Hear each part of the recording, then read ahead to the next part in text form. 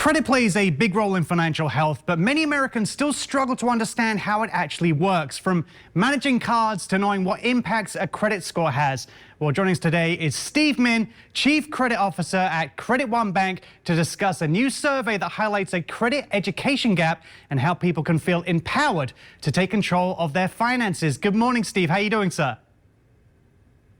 Morning. How are you? I'm very good. Thank you very much. So let's get into this. Why is financial education, especially relating to credit, such a big issue right now?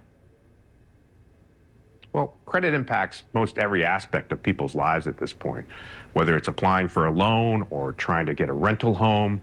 And with the rising cost of living, more and more people are using credit to bridge the gap on a month-to-month basis. The problem is many people don't understand how credit works and what influences your credit score or how to use credit wisely.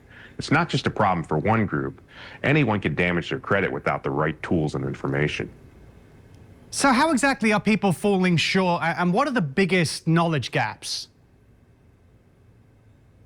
Well, there's a lot of confusion around the credit fundamentals, and our survey found out that 72% of people didn't realize that missing a payment could stay on their credit profile for up to 7 years and negatively impact their credit score.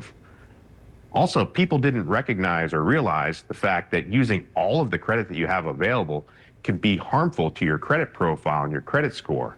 Someone who uses all of the credit that they have available looks riskier to lenders than someone that's using a fraction of all of the credit that they have.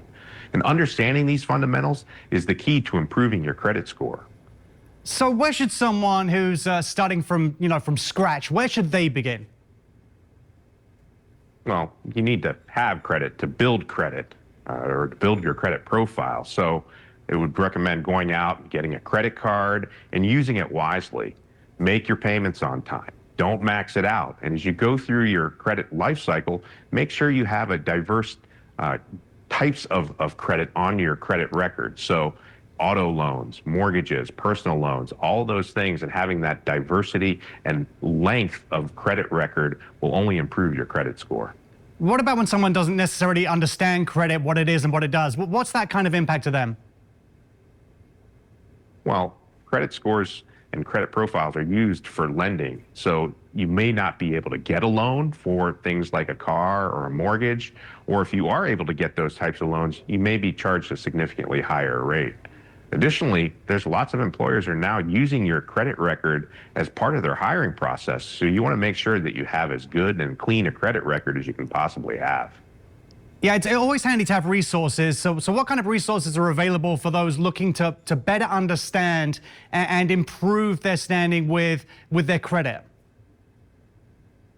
Sure. We've launched a creditrecords.com website, which provides lots of insights into credit fundamentals and specifically what not to do to wreck your credit. For someone who does have maybe as you just mentioned, a wrecked credit, should they panic? What are things they can do? What are tips and advice from you to turn things around and move it forward? Well, you can always improve your credit, but the three main things are to make your payments on time, don't use all the credit that you have available, and try to have as diverse and long a credit history as possible. So that means don't close old accounts that you're not using. Keep them open because that oldest credit line does matter. And how about common misconceptions? Is there a common misconception that you hear that you'd love to have the chance to speak with our audience now and re-change what people think as a common misconception? Yeah. In our survey, we actually found that 70% of people were unaware that closing their oldest credit line could negatively impact your credit score.